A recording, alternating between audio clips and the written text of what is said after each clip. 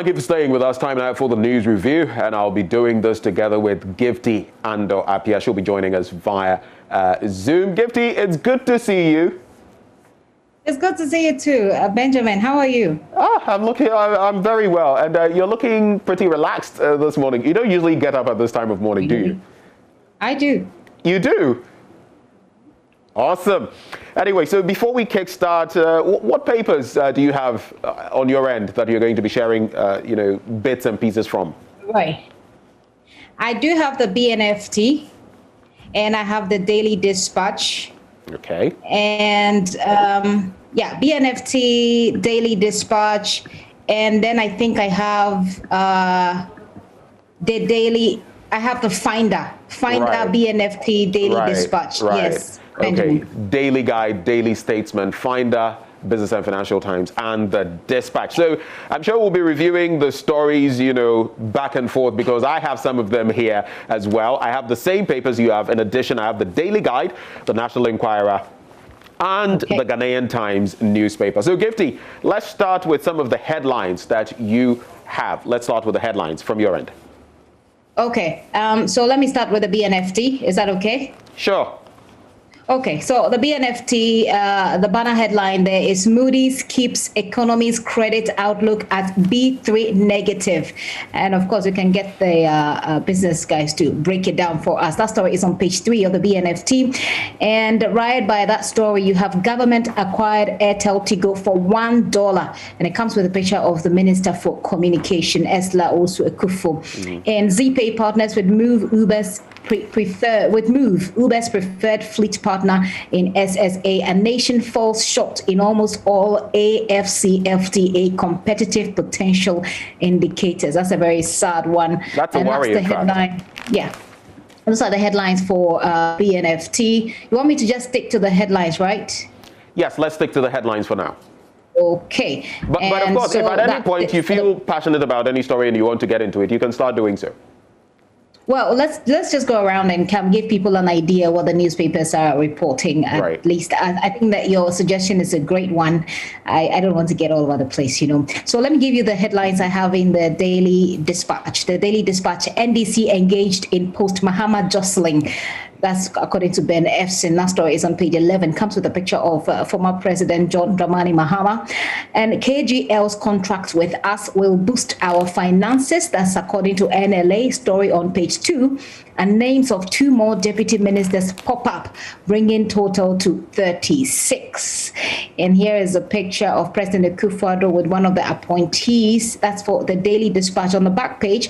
Well, it has that story of the deputy ministers on the back page. I go through for you the Find That newspaper headlines. 13 major accident killed 276 travelers. 77% of the crashes occurred at night. That's what the Find That newspaper is reporting. Other stories on the front page: EC present election 2020 pink sheets to Wenchi High Court. Interesting one. Page 4 has that story. In government steps up protection of water bodies. Assembly members admit taking money to elect Council of State member. And presidency lifts embargo on new contracts. It comes with a picture of the chief,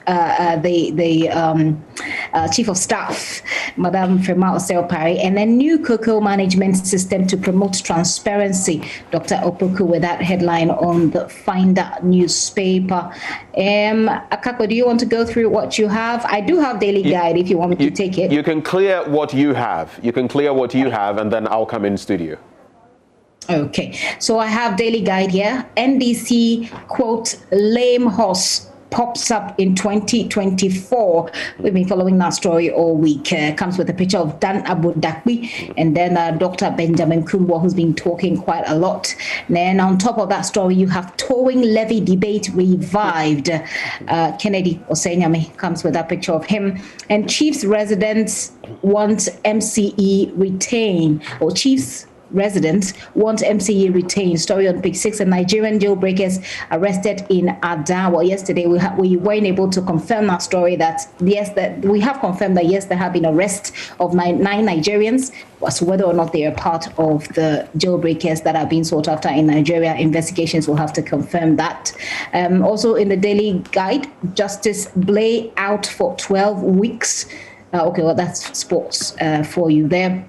The Daily Statesman, confusion rocks NDC. And there's a picture of Adekoka, then Dana Budakwi, you know that story, Clement Park, Gusitano, Dr. Benjamin Kumbo. Then 6,000 illegal migrants deported from Ghana. I think that those are all that I have so far, Benjamin. All right, let me come in studio. I'm going to focus on 3 main papers. And right after that, by way of headlines, of course, and right after that, we can get into the details of the stories. I'll start with the Daily Graphic. Child beggars invade Accra, exchange safety for arms. And we see them all the time, that story there. It's a great concern for me whenever I see them. A lot of them, I mean, all of them should be in school, should be doing something with themselves, but they are on the streets. Don't shelve New Year school recommendations, experts urge duty bearers. 9 suspected jailbreakers arrested in Ada, and they were trying to sneak in, but thankfully they were apprehended. Question though is how many could have already snuck in? This morning we have a discussion on that same subject. Beautification of Medina Zongo Junction begins. Now when you check out other pages, go to page 5 of the paper. It says, help me pray for YouTube. And it is none other than Pastor TB Joshua. He is saying that, and he is that popular Nigerian television evangelist. He has called upon his followers last Sunday to pray for YouTube. Why? He says they shouldn't respond to with hate after his channel was shut down for posting videos claiming to cure homosexuality. And so quoting him, help me pray for YouTube. And that's the message there. There are other stories of interest in the Daily Graphic newspaper. When you turn to page 9, more international news, George Floyd, Black Lives Matter and Chauvin. Well, the judge in the case has instructed the jury, you know how the American system works, and District Judge Peter Cahill began instructing jurors yesterday before they heard closing arguments and began deliberating on whether the way former Minneapolis policeman Derek Chauvin knelt on the neck of a dying George Floyd in last year's arrest was murder. It's left with the jury, however, to decide, make that ultimate decision with regard to what happens to Derek Chauvin. Now, Chauvin, who is white, pushed his knee into the neck of Floyd, a 46-year-old handcuffed black man. One thing is clear, though, this verdict is going to be testament to what the law actually stands for, what it represents in the United States. For some people, if it goes one way, it will be very difficult for them. If it went the other way, they would be ecstatic. But what exactly will the court say? What will the jury decide? That is left to them. When you turn to page 13, child rights focuses on street children after Equiapim Polo's incarceration. And following its efforts in getting actress Rosamund Alade Brown, a.k.a. Equiapim Polo, incarcerated for child abuse, Child Rights International says it will now turn its attention to the parents of street children who allow their children to roam and beg for alms on the street. According to the non-governmental organization, the court ruling had encouraged it to pursue more child abuse cases in order to uphold and protect their rights. And that ties into the story, the banner headline of the Daily Graphic, Child Beggars Invade Accra. You usually see them with parents sometimes, and the parents encourage them to do these things. Child Rights International taking up the matter. When you turn to the middle spread of the Daily Graphic newspaper, you would actually see there preparations rife for migration onto digital terrestrial television. But Daily Graphic rife? Anyway. And NADMO US Embassy to collaborate on disaster management. On the back page, police impound 1,049 motorbikes in Accra. Why? And these were, of course, at various points of Accra as part of an operation to clamp down on the activities of suspected criminals. At least 137 of the riders have been put before court, with 25 of them already convicted. And then that final story, fire guts 40 shops at Kumasi Central Market. I'll just wrap up, Gov't, with the Ghanaian Times newspaper, and then we can get into the details. So Ghanaian Times says police nab, following that story in the Daily Graphic, police nab 138 motor riders. I fear I'll be raped. 65-year-old grandmother appeals for help. That's on page 3 of the paper. I'll be telling you more about that. Set aside 90-day sentence of Ekuapim Polo. Lawyer files appeal. And over 500 hawkers structures demolished in Ayawaso West municipality. So those stories are in the middle spread of the paper. When you turn to the back page, GHA to replace Ayimensa single toll booth with 3 of them. That should ease some traffic on that stretch, enable congestion. I apply that route often. And then Ghana Navy provides 72 bed quarters in Takrady. So these are some of the major stories in the newspapers. Gov't, so let's delve into some of the details. Which of the papers are you going to start with? But maybe even before we start with the papers, I just want to talk about something that runs through our conversation, and this morning we're talking about it. Those 9 who were nabbed entering Ghana, and you're head of our security desk. I mean, just refresh us on what the latest is in terms of that development and how you feel as an ordinary Ghanaian. Are you stricken by some fear? Well, I don't know if I want to bring the way that I personally feel into this matter. I think largely I've become personally indifferent to some of these things. But my concern is our ability to investigate this and our ability not to make, major in the minor and minor in the major, because we tend to do a lot of that here in Ghana. What we know is that, so yesterday we were just combing through our sources, trying to get information, ascertain what the story actually is. So the story is, you've seen other media organizations report that, and they report it quite categorically, and that's a problem. Yes. It's a worry. When you say that 9, I saw a headline that says 9 Nigerian jailbreakers enter Ghana. Right. I mean, that is not factual. It is not factual. So that's an important point to make, because as of those points, they're still suspected. And we don't know for sure. We don't know. I've been checking with my sources, and they confirm that, yes, we've arrested 9 people. The context is this is happening at a time when 1,800 plus convicts have fled Nigeria and are being sought after. And the expectation, the suspicion, the natural suspicion is that these people are going to spill over into Ghana. And that's basic. But we don't know for sure whether these 9 who have been arrested are a part of those. And it has to be investigated, of course, which is being done. But it is scary enough at this time, Benjamin, that 9 people were able to find their way through. How many of them have already come through that we haven't seen? Right. How many have already come through that we have not been able to notice? How many have been able to bribe their way through? I'm not casting any aspersions on the ability of the men, our men at our borders. But I think that we know here in Ghana that it's very often easy for some of these things to slip out of our hands. And my concern is that we will be able to take this matter seriously. Already we have enough to deal with. So, yeah, we know that the case has been transferred from Adan. It started in Adan where they were arrested, but it was transferred from Adan to Tema. And then subsequently from Tema, we know as of yesterday through our sources that it has been brought to Accra. As to which specific agency is dealing with it, security agency is dealing with it in Accra, my sources were unable to give me the specific details. But I know that the immigration and the police service are very key in this investigation. I do get the feeling that there may be higher authorities involved in this investigation, because I think we, as a country, we really want to be sure that this has nothing to do with those who, the convicts who broke jail in Nigeria. So that's by way of updates, Benjamin. Right. So the Daily Guide newspaper actually captures the story, and like you mentioned, they are categorical with it, but we are still going to say they are suspected, criminals, if you want to put it that way. And 8 of them are male. 1, interestingly, is female. It gives the names here.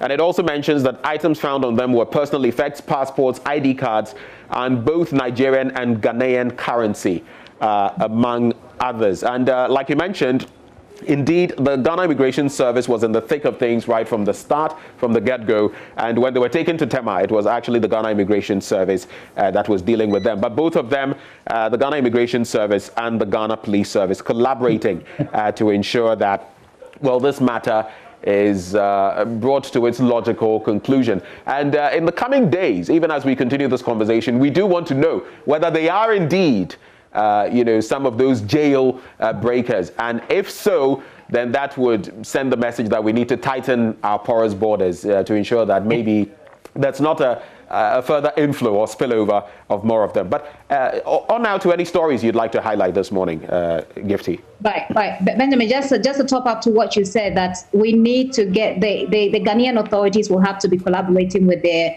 security counterparts in Nigeria to be able to confirm this. And per my checks yesterday with our sources within the security services, that has started. And so we hope that we'll get information. It's been a difficulty getting information, official information, and that's where you get people, publishing all kinds of information that's not accurate. So I'll urge the security agencies to feed us with information, give us information so that people are certain of what is happening in this country. And this borders on security, so it's very important. So the other story that I want to touch on, it's a very important story, but it's a story that's been overflogged, if you like, but I'll touch on it. I really don't have any answers, but I'll just touch on it. It's about the Minister for Water and Sanitation, Cecilia Dapa, who has been touring apparently. So she has been touring some of our water bodies and looking at the difficulties and the costs involved in producing water through our water bodies because of galamsey and illegal and other activities that are destroying our water bodies.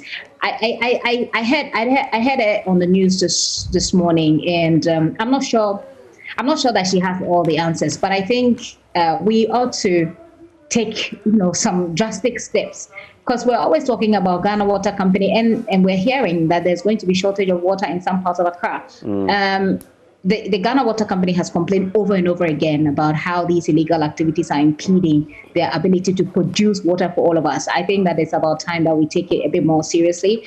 I mean, I don't know about touring, but maybe it's good to tour, but I'm not necessarily sure. I think it's something that I wanted to highlight. Right, and I totally agree with you, Gifty. In the course of the news, as we heard from the Ghana Water Company Limited, over the years, they've been telling us that the cost of even processing our water is going higher because they have to add more chemicals, and that also, health-wise has its own concerns in terms of the water we're consuming, especially those who may be drinking or using the tap water for cooking, among other things. But one thing that struck me, and I've forgotten the unit of measurement, but I don't think it's... He was talking about the fact that years down the line, before 2007 thereabouts, before galamsey really came forcefully to bite our water bodies, in terms of turbidity and other bits, you're looking at something around 54, then around 200, and now we're talking about tens of thousands. That should give you a fair idea when it comes to the coloration of the water, when it comes to turbidity levels, where we are headed. And look at the water bodies. The Pra, the Dainsu, all of our water bodies have turned brown. All of them are, you can't even look at them. They look like puddles of mud, And here we are.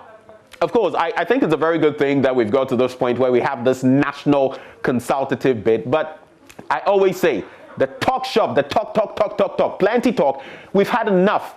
Generations to come will not pardon us if we leave them without water resources, if they have to come and import water into our own country. And I always say that, look, I've lived in a country where part of the country had to import water from another country that they are sort of rivals with. They had to humble themselves. If we went that way, even looking at our purchasing power parity in Ghana, what would happen? So it's a very valid, very important point you're making there. When you asked about Cecilia Dapa not having all the solutions, I was going to ask, and I don't say this to denigrate her, I was going to ask, does she have any solutions?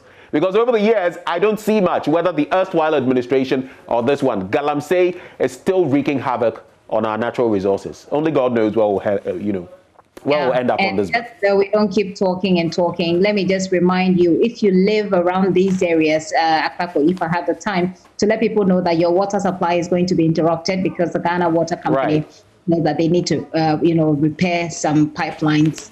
So if it's between Phone and Tema, and if you grab a copy of the Finder newspaper, you can get a list of the areas. So it talks about community 1 to 25, which includes my area. So yes, I'm going to have to store up water. Spintex Road, Coca-Cola, Casapreco, Manet, Lashibi, Klagon, Sakumono, and surrounding areas. If you live in any of these areas, know that you're going to have water interruption in your water supply starting from Thursday.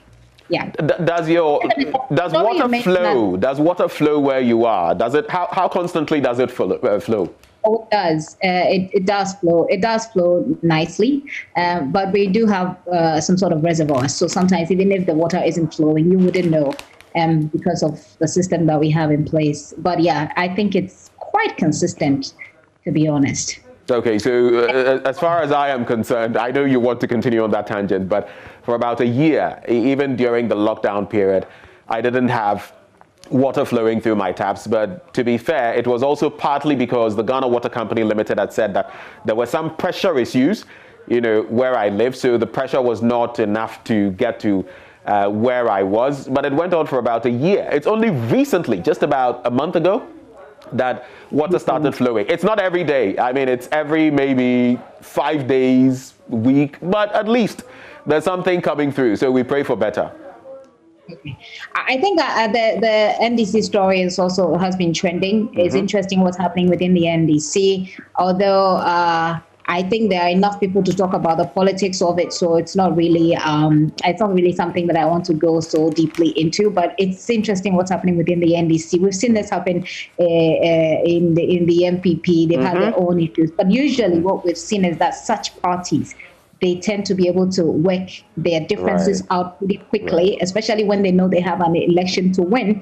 And sometimes some of these things has turned around to be a blessing rather than a curse. But it's really up to the NDC and how they deal with this particular issue. I like Dr. Benjamin Kumbo's posture. I mean, he's sounding very careful with what he's saying, but he's making the point about accountability here and there. So I hope that, things actually work out for them as a party. Like I said, it's not something that I want to get into the dynamics of. We don't even have all the time for that. I just wanted to touch on it a bit. And also the fact that Ghana has bought Airtel Tigo for $1, apparently. So that's an interesting bit, all in the interest of Ghana. But just getting back briefly to the bit about the NDC, like you said, interesting times, because we've seen those on the other side, the MPP, go through its own party wahala. It appears being in opposition, it's not a nice place, and you have to go through these struggles. But two major things I picked from there: the bit about focusing on the grassroots, which is what the party has been talking about.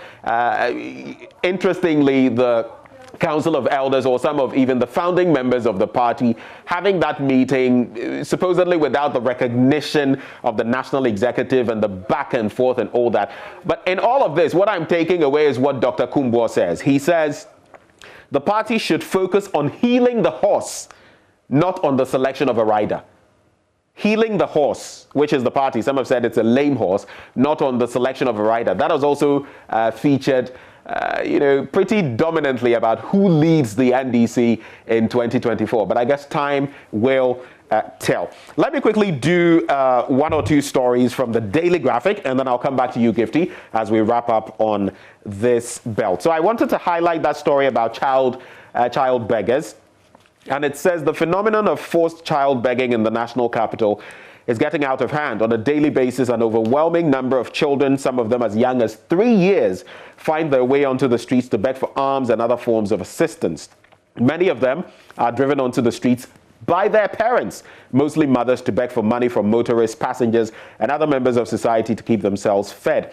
Some of them appear to have learned the trade of eliciting emotions from the public, from their adult parents, by appearing in tattered and dirty clothing. It goes on and on. I mean, we know the drill. I don't need to tell you too much about this situation.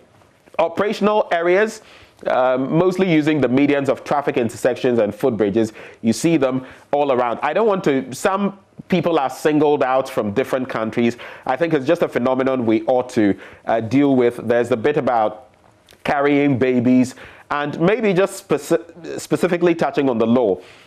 It emerged that the children cared less about the COVID-19 safety protocols, as most of them did not have any face masks on and did not practice social distancing. And of course, this is in contravention of the law. I'm sure you see them all the time too. What do you really think about these street urchins? I do. I see them all the time. I think that this is not a phenomenon that's very unique to Ghana. It's not. It's something that you see in other countries as well. But I think for me personally, the state has failed these people, these children especially. Why do you think the state has failed them?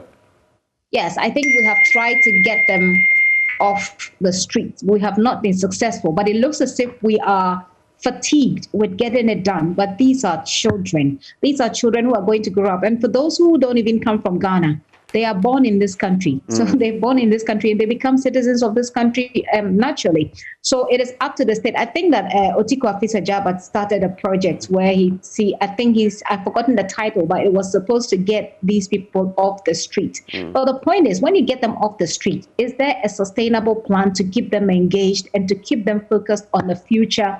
On building them towards a future. There isn't. Right. So at the end of the day, you can't keep them wherever you are sending them. There are no shelters. I mean, there aren't enough shelters. The shelters themselves are suffering. The social workers themselves do not have enough resources to keep them going. How much more to take care of some of these children? So that's where I come from when I say that the state has failed them. I think it is our responsibility to keep these children off the street. If their parents want to be there, although they are a nuisance, we can work that out. But for the children, I think that we have failed them. We should do more. So right before we wrap up for sports, Gov't, I had to bring you this one from page 3. I fear I'll be raped. 65-year-old grandmother appeals for help. And the story on page 3 of the Daily Graphic says, a 65-year-old woman has expressed fear of being raped after constantly suffering molestation from a yet-to-be-identified young man who resides in her neighborhood in Teshi, Accra. Narrating her ordeal in an interview with the Ghanaian Times on Friday, Madam Victoria Abroa, whose attention caught the reporter during a human rights promotion program at the Teshi market in Accra, said she had on countless occasions threatened to report the man whose name she did not know to the police. She said her inability to move around easily due to the faulty nature of her wheelchair prevented her from making an official complaint to the police. And this is a matter that I believe ought to be taken up. Let's not wait until something drastic happens to this 65-year-old woman who is calling for help. It's terrifying. I can imagine my grandmother, because my grandmother will actually give you a slap first. But I mean, I can imagine what this woman is going through at 65. And I tie that into a story that's in the Daily Dispatch that says that Ghana must control access to internet pornography through regulatory framework. I think that our young people are exposed to so many things. So we need to find a way of supporting this woman. I don't know how, but maybe she could reach out to the nearest police station. And if this story has been reported in the newspaper, I envisage that the reporter would have put in some help because she's immobilized. She's disabled, and whoever gentleman is just taking advantage. Of course, they just been exposed to all kinds of things they see on the internet, and sometimes they just want to experiment. Let's pray for the best for her. We can all take action on her behalf. But Gov't Andoapia, thank you very much for joining us for breakfast. I call it the news review right here on the AM show. Well, that's how we wrap it up. You can check out more news on myjoyonline.com. Right now, though, it's time for sports. We'll be back with that. Stay.